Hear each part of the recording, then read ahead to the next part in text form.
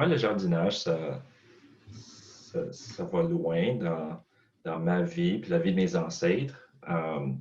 Moi, j'ai grandi dans une petite communauté à l'ouest de Winnipeg, Saint-François-Xavier, en français. Toute ma famille était francophone et ils étaient tous des fermiers. Mon père a commencé à faire la ferme aussi, mais il a fallu qu'il arrête à un point. Mais pour dire qu'il y a toujours eu un jardin chez nous, ça m'a mis à l'idée, c'est sur quoi l'expérience d'un nouveau arrivant qui arrive d'un autre pays, d'un autre climat. Euh, Comment est-ce qu'ils feront l'expérience s'ils voulaient commencer un jardin ici? Euh, Puis ça m'est venu que ça serait peut-être difficile parce que le climat est différent. Les légumes qu'on plante traditionnellement ici sont peut-être différents à cause que la saison est tellement courte. Même savoir quelles sont les mauvaises herbes. J'ai contacté l'accueil francophone pour voir si quelqu'un serait intéressé de venir voir un jardin typiquement canadien. Et l'accueil francophone, il dit oui, OK, vous êtes pour te demander, voir s'il y avait d'intérêt. Puis il y a eu d'intérêt finalement.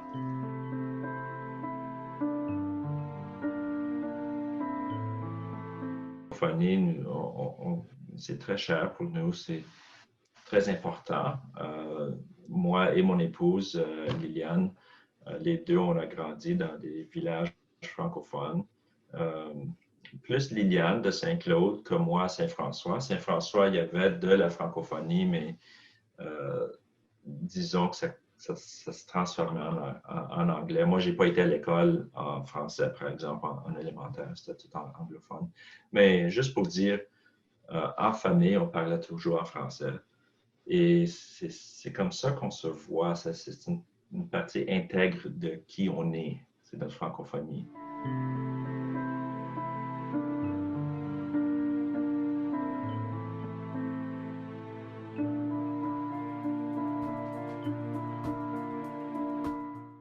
Il faut se rappeler qu'il y en a qui sont arrivés juste quand COVID commençait. Alors, pas seulement qu'ils arrivent dans un nouvel environnement complètement différent, mais c'est un environnement déboussolé un peu à cause de COVID. Alors, ils sont arrivés dans une grosse autobus, les gros autobus de touristes. Là. Alors, ils sont stationnés, ils ont débarqué, ils avaient tous leurs masques. Il y en a qui ont gardé, il n'y en a pas, mais en général, on se gardait un peu d'espace entre. Les jeunes, ils ont tout de suite sauté, ils ont été sautés sur la trampoline, et puis ils flattaient le chien, puis les jeunes étaient vraiment, tu vois, qui couraient un peu partout, ils aimaient jouer. Alors, c'était le fun de voir l'énergie quand ils arrivent. Et puis, on a commencé juste par les souhaiter bienvenue, les expliquer un peu de notre background, tu sais, comme francophone, puis jardinier, etc. Puis ensuite, on a été au jardin et on a fait un peu une tournée autour du jardin.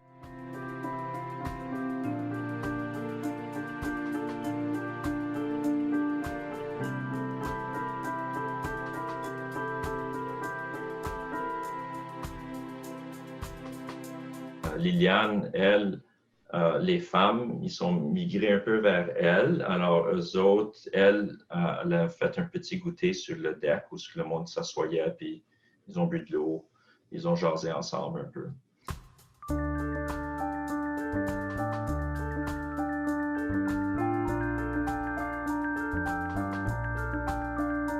Nous autres, on aime beaucoup faire des contacts et jaser avec du monde d'ailleurs. On a voyagé beaucoup, puis on a vécu à Montréal, qui est très multiculturel. Et ici à la campagne, on est pas mal isolé, on n'a pas beaucoup de monde autour et tout ça. Alors, c'est quelque chose qu'on aime et on trouve ces interactions toujours très riches. Parce qu'on peut apprendre d'eux, eux autres, ils peuvent apprendre de nous, puis c'est toujours très, très plaisant. Alors, moi j'aime inviter ça dans ma vie autant que possible.